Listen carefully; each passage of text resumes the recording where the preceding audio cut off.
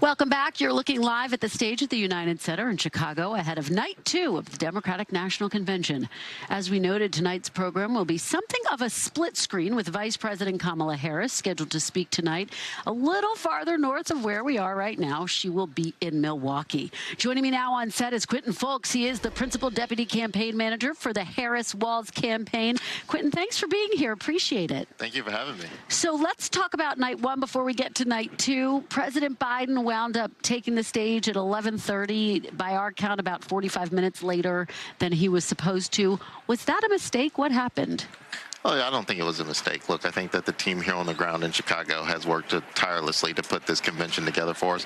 It was night 1. I think anytime you're bringing an event like this and building something with this many people, there are bound to be some things that go a little awry. But I think that the team has taken that back, and I think that tonight we're going to see some flawless programming for night 2. Okay, well, let me follow up with you on that. The team has taken that back. What does that mean? Will there be adjustments? Because obviously we know a couple of speeches got cut last night, a video, at least one, got cut.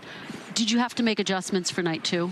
Look, I think it's just a matter of just making sure that the program is running smoothly. I know that there's people who've been up all night working on this to make sure. So I think that people will just stay on time. We'll keep the programming moving smoothly. And so I really don't think it's a big deal. Unfortunately, some people had to be cut. But I think tonight, again, we're going to see some flawless programming and make sure that night 2 goes off very well. Let me read you something that was in Axios. Derek Thompson reporting that a longtime Biden aide texted him, quote, "This is awful. He literally set up a campaign and handed it over to them. Do they have to cut him out of prime time?" What do you say to those who say it was actually disrespectful to President Biden? Look, I actually hate, acknowledging things like that. I don't think that anybody was making any attempt to cut President Biden out. I think what we saw in the room last night here in Chicago during this convention is nothing but love and respect for President Biden, his family, the legacy of President Biden, and the work he is continuing to do. People continue to forget Joe Biden is going to be the president for the next 6 months. So we have a lot of stuff that we have to get done. So again, I just think that that is ridiculous. Being out, will he be a prominent feature on the campaign trail? How much should we expect to see him campaigning? Absolutely. I think you heard directly from President Biden last night when he told the nation nobody is going to work harder than himself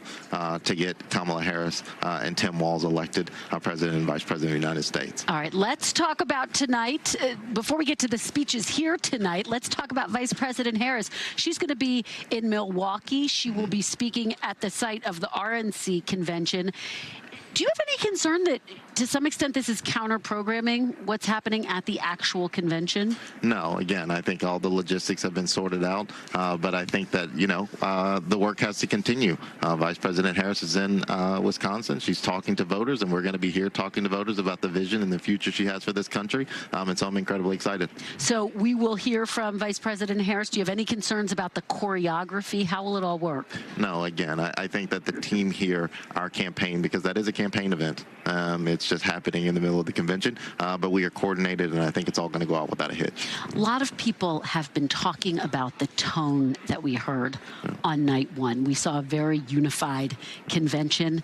We saw a lot of fired up folks here. We also heard some calls to lock him up, referring to former President Trump. I want to play a little bit of what we heard last night. Get your reaction on the other side. She became a career prosecutor while he became a career criminal. With 34 felonies, 2 impeachments, and 1 porn star to prove it. Make no mistake, a man who uses fraud, theft, and violence to take power will commit any crime to keep it. And now Trump's promising to pardon hundreds of his fellow criminal convicts and insurrectionists. Is the party effectively breaking away from Michelle Obama's "when they go low, we go high"? It seems like the gloves have come off. Look, no, I don't think so, because at the end of the day, the party is falling in line behind Kamala Harris and Tim Walz. And Kamala Harris is saying that the reason that we should not elect Donald Trump is because he is out of touch. He has an extreme, unstable agenda called Project 2025 that is going to hurt people. And so I think that that is why Donald Trump shouldn't be. But it is factual. Donald Trump he is a convicted felon. That is just what it is. But at the end of the day, day, we are running this campaign about the future, not the past. Are you comfortable, though, with the chance of lock him up? That's what they were chanting about Hillary Clinton in 2016 when Democrats said that crosses a line. Look, I think that people here know that what lies in front of us is making sure that we communicate to voters that Donald Trump has a plan that is going to hurt them. That is what you're going to continue to hear from our plan and the different visions for this country, because that's fundamentally the choice that voters are going to have to make. But just to follow up a little bit, I mean, do you want folks here to refrain from chanting lock him up? Is that in line with the spirit of this convention? Look, I think that at the end of the day, folks are going to say what they want to say. But I think from our campaign standpoint, I'd much prefer people be talking about the fact that Donald Trump has a Project 2025 agenda, one that is going to rip away and continue to double down on women's reproductive freedoms being ripped away, extreme tariffs that are going to hurt people that live in rural communities, book bans, monitoring pregnancies, going after contraception and IVF. I think that that is the most dangerous part about a second Donald Trump presidency, and we have to make sure as many people know that as possible. Donald Trump, as you know, was watching closely. His campaign put out a press release pointing out that the speakers last night used his name 147 times. Is there a risk in being too focused on Trump and not focused enough on what Vice President Kamala Harris will do if she's in the White House and Governor Tim Walz? Not at all. But look, I think that tonight is about the future and the vision that the Vice President has. And you're going to continue to hear speakers talk about what that vision is and a culmination leading up to Thursday when the Vice President herself talks about that. But make no mistake about it, we also have a responsibility to make sure that voters know just how dangerous and divisive Donald Trump is. What are we going to hear from former President Obama tonight? Bill Clinton was the explainer-in-chief to Barack Obama in 2012. Is Barack Obama going to be the explainer-in-chief for Vice President Harris? Look, I think he's probably one of the best orators of our time. Whatever we hear from him, I'm sure is going to be spectacular. I have not read the speech or heard it yet myself, but I'm very interested. But what I think is going to be in there is why he believes Kamala Harris is the best person to be president, and I think that that should really matter coming from somebody who has actually sat in the chair of being president of the United States. We have heard some of the vice president's policies. She rolled out some of her economic policies, but I think there's still a lot of questions about how she would govern.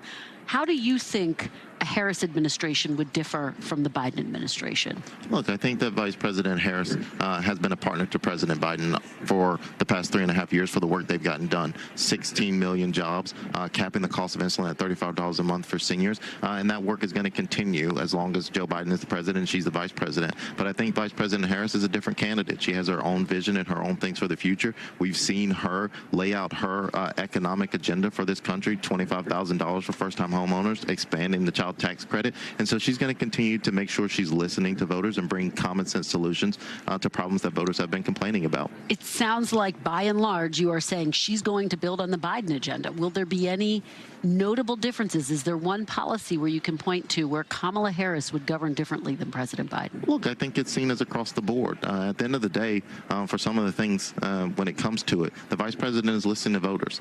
This isn't a comparison or contrast. She's been a partner to President Biden as they have delivered a record amount of legislation that has changed people's lives. And if so, continuing to help people is building on top of that, you will see that. But make no mistake about it, Kamala Harris is going to have a Kamala Harris agenda that is driven by her worldviews and her values. Do you think it's going to be important for her to fill in some of those blanks, those question marks this week and in the coming weeks before Election Day? Look, I think that she's going to continue to do that. I think she's going to talk about that in her speech and what she wants to do. I think she's going to continue to be out in the battleground states communicating with voters who are ultimately going to decide who the next president of the United States is, and that's where her focus is. And so she's going to do that, but she's going to do it on her time.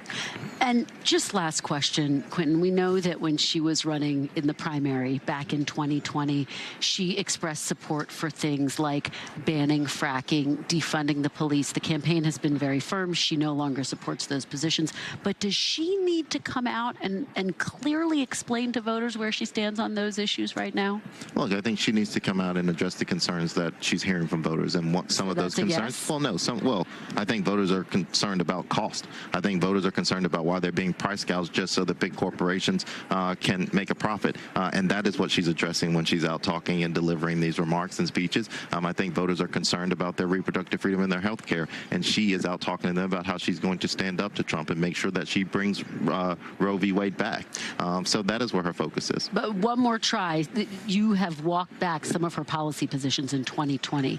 Will it be critical before Election Day for her to explain to voters, here's where I stand now on these issues so that voters can be crystal clear about how she would govern. Look, if voters are asking those things of the vice president, I think she will answer those questions. But I think that the things that the vice president and Governor Walz are hearing from voters across the country, they are addressing those concerns. And I think that we saw that in North Carolina with her economic speech. And I think we're going to continue to see that and hear that as her policy positions develop and voters are asking those questions. All right. Quentin Fulks, thank you. I know it's a busy night for you, so thank you for stopping by. Thank you for having me. Great to see you, as always.